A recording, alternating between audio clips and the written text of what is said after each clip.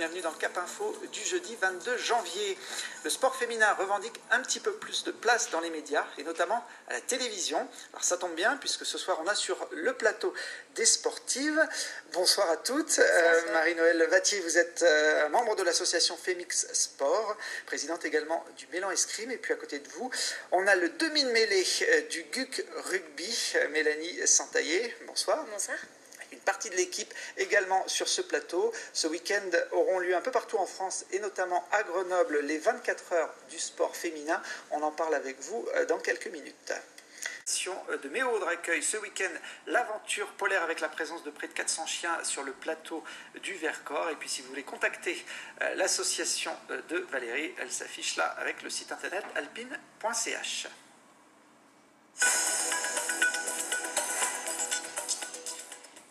Seulement 7% des retransmissions télé sportives sont consacrées au sport féminin. Visiblement, les performances des filles n'intéressent pas beaucoup les médias. Alors pour faire changer les choses, les sportifs se mobilisent ce week-end et on va donc leur consacrer 100% de cette partie du JT. Marie-Noëlle Vattier, vous représentez l'association Femix Sport. C'est une contraction de femmes, mixité et sport. Vous êtes également présidente du Mélan Escrime. Et puis j'ai le plaisir d'avoir le demi-mêlée du GUC Rugby, les coccinelles, qui participeront également à leur façon à l'événement ce week-end. Je crois qu'il y a Maëva, Claire, Lise et Élie qui sont derrière vous, Mélanie, pour vous supporter. Combien de filles au sein du club? Cette année, on est une quarantaine de licenciés. Bon, un bon groupe, où il y a pas mal d'ambiance, on le verra tout à l'heure. Les 24 heures du sport féminin, Marie-Noëlle, c'est ce week-end. C'est quoi l'objectif de cette journée? Alors le premier objectif, c'est vraiment la médiatisation, c'est de faire en sorte que les filles, le sport féminin soit un petit peu plus médiatisé, en particulier à la télévision, mais également à la radio et dans la presse quotidienne, etc. Le deuxième, c'est aussi de dire qu'en termes de dirigeantes, on n'est pas non plus très nombreuses. Donc faire en sorte aussi de dire aux filles venez prendre des présidences de clubs ou même voir des présidences de fédérations. Et puis la troisième chose, c'est de dire que c'est bien aussi de pratiquer, parce qu'en fait il n'y a que 37% des filles dans toutes les licenciées, en fait dans tous les sports en moyenne. Donc ça veut dire aussi que ça serait bien de les encourager à venir pratiquer, y compris à être sportives du dimanche. Donc voilà l'objectif du week-end.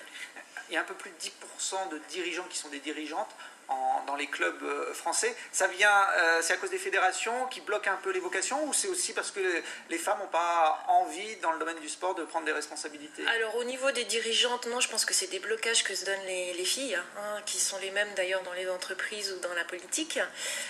Par contre, au niveau des directeurs techniques nationaux, qui sont de mémoire 9%, clairement ce sont les fédérations.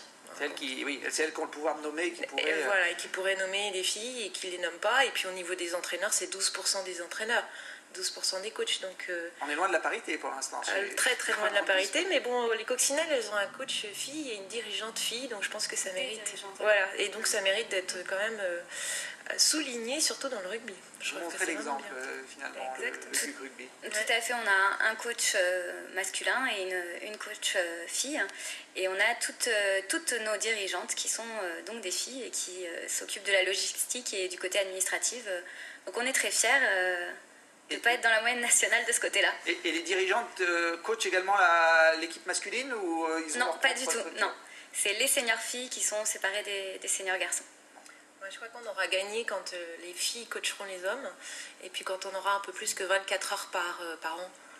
Alors il y a une équipe féminine de football, masculine de football, qui est entraînée par une femme à Clermont-Ferrand en Ligue 2. Et puis il y a un club professionnel également en France qui est présidé par une femme, et c'est à Grenoble, les Brûleurs de Loups, c'est le seul club pro qui a une femme à sa tête.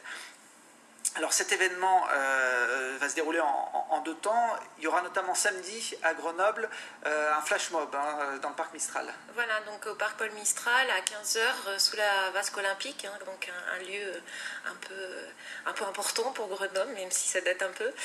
En fait, flash mobilisation, ça veut dire mobilisation très courte. On donne rendez-vous aux gens s'ils veulent à partir de 14h pour répéter. En fait, on a une petite danse à faire avec une chorégraphie. Donc on va donné rendez-vous aux gens vraiment à 15 h et à 15h15, 15h20, c'est terminé. Voilà. Alors voilà, le flash mob à Paris l'an dernier, vous voulez les battre en nombre de participants, c'est un peu l'objectif? On veut les battre, voilà, ils étaient 200, je pense qu'on peut arriver largement au-dessus. On a déjà plein de gens qui se sont dit qu'ils viendraient, parce que c'est évidemment pas que les filles, hein, on invite les hommes. D'ailleurs, Thibaut, si vous voulez venir danser avec nous. Il faut que j'apprenne la chorégraphie d'ici samedi. On vous montrera. On a le député Olivier Véran, on a René Jacot qui est boxeur, ancien boxeur, on a Bernard Thévenet, ancien cycliste, on a évidemment les coccinelles, mais aussi les Amazones. Voilà, donc on pense être nombreux et on espère que les Grenoblois seront motivés pour venir effectivement Grenoblois et hors Grenoblois d'ailleurs, l'Isère et Rhône-Alpes pour venir battre les Parisiens. Eh ben on lance l'appel et puis si vous voulez répéter la chorégraphie, il y a une petite vidéo sur votre site internet qui permet de ne pas arriver comme ça complètement dépourvu samedi. Le lendemain, après s'être réchauffé au flash mob, les coccinelles, vous serez sur le terrain de rugby. Oui, tout à fait. On donne rendez-vous à tous les téléspectateurs et les Grenoblois à partir de 15 h dimanche, donc 25 janvier, sur les terrains du GUC qui se trouvent de Grenoble Université Club, qui se trouve sur le campus tout à fait à Saint-Martin-d'Air, rue des Résidences. Et donc on rencontre l'équipe de Chambéry. Donc ça va être un gros match, c'est important pour nous, on a besoin de vous, on a besoin de votre soutien.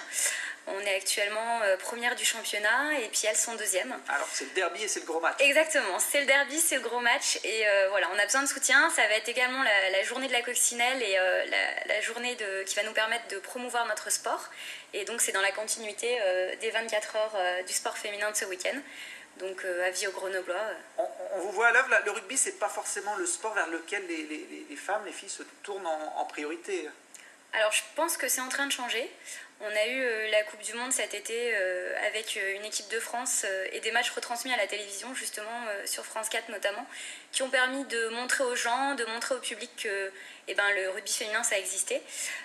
Nous, on est une équipe qui existe depuis à peu près 8 ans et d'année en année, on a on va dire de plus en plus de licenciés, de plus en plus de gens qui viennent essayer, qui viennent nous voir, qui viennent nous soutenir.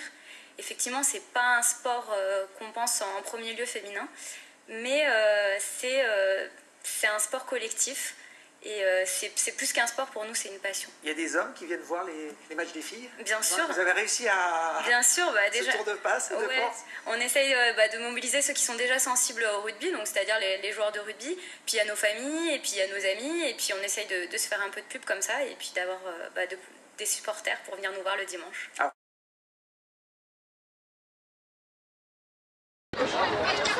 Est-ce que vous êtes en forme? Ouais!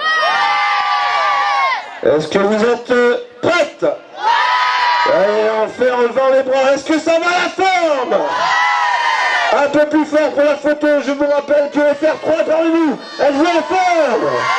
Alors attention, c'est parti pour cette flash mob.